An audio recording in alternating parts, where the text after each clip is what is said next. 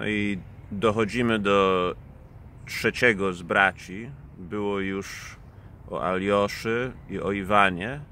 Takie pierwsze wrażenie. Dmitrij jest jak dla mnie najmniej ciekawy, bo nawet nie chodzi o to, że jest pospolity, ale jest trochę taki jak swój ojciec, lecz chyba jest jeszcze za młody, ażeby był zabawny. To znaczy, bo kiedy starszy mężczyzna w wieku Fiodora Karamazowa popełnia grzechy tego typu, to możemy się śmiać, a w przypadku młodszego mężczyzny to no, trochę żal, nieco ubolewamy, że marnuje siebie. I ja tutaj przyjmuję nieco teatralnie taką postawę gawędziarza wiejskiego, nieco śladem samego Dostojewskiego, który jako pisarz, no właściwie nie wiemy, czy to on jest narratorem tej powieści jako on, czy też narrator jest kimś. Nigdy nie poznajemy kim, ale jest takim gawędziarzem, plotkarzem. Więc ja też sobie pozwolę tutaj zamienić przynajmniej ten odcinek w gawędę plotkarską. No więc, po pierwsze, wyznania winy. To nie są żadne wyznania, bo są zbyt dramatyczne, ażeby były wyznaniami. I to jest pierwsza rzecz z brzegu, która od razu mocno uderza, kiedy z bliska poznajemy Dmitrij w tej dramatycznej rozmowie z Alioszą. Stereotyp spowiedzi polega właśnie na jej niezmiernej prostoty. I to takiej rażącej prostoty, z której bardzo często złośliwi nabijają.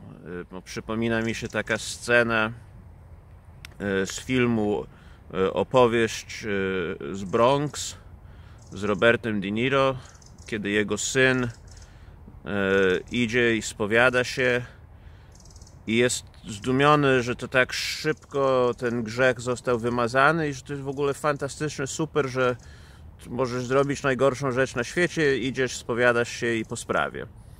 I to jest oczywiście pewnego rodzaju humor, ale tak w pewnym sensie tak naprawdę jest. To znaczy ten moment skruchy oczywiście musi być autentyczny, ale tak, no po prostu grzech jest wybaczony i człowiek jest oczyszczony i idzie naprzód, na nowo.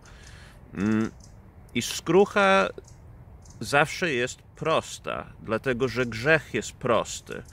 To dobro i cnota są złożone.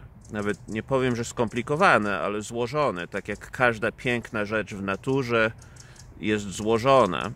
Rzeczy proste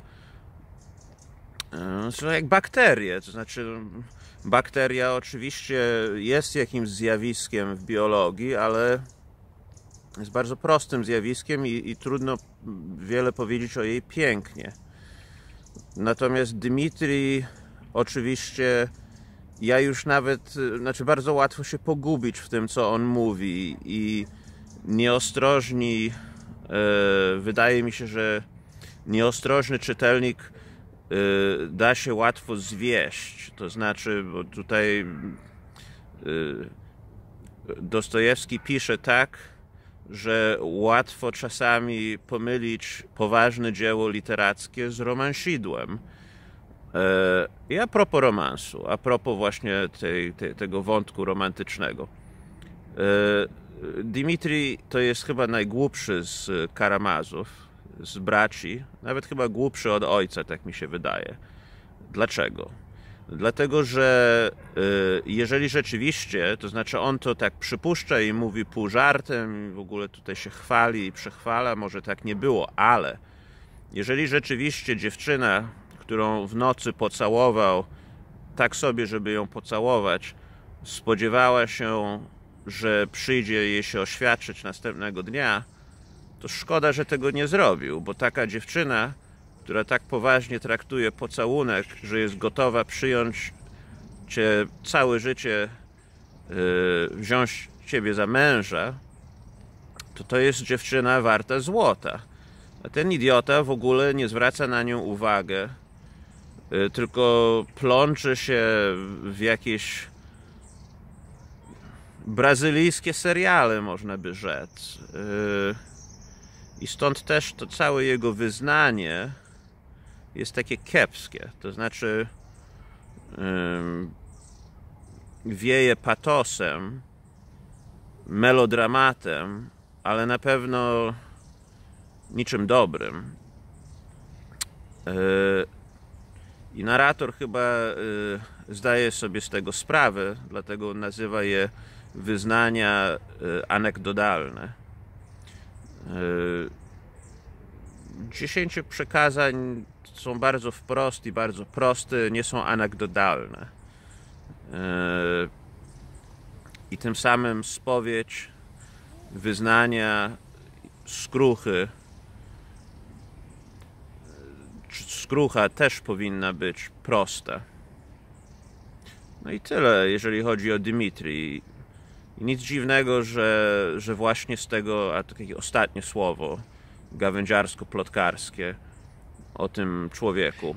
Nic dziwnego, że właśnie z tego typu postawy rodzi się dopuszczalność morderstwa. Bo to jest właśnie, to znaczy zabijanie kogoś z powodu, bo to zawsze jest taki powód, zawiści, pieniędzy, miłości, zazdrości. Zawsze jest jakiś taki bardzo błahy powód, który stoi za tym najdramatyczniejszym i najokrutniejszym aktem. Więc no tak. Tutaj bardzo nam brakuje, nawet nie jest chrześcijańska, ale w ogóle grecka też cnota prostoty u Dmitrija.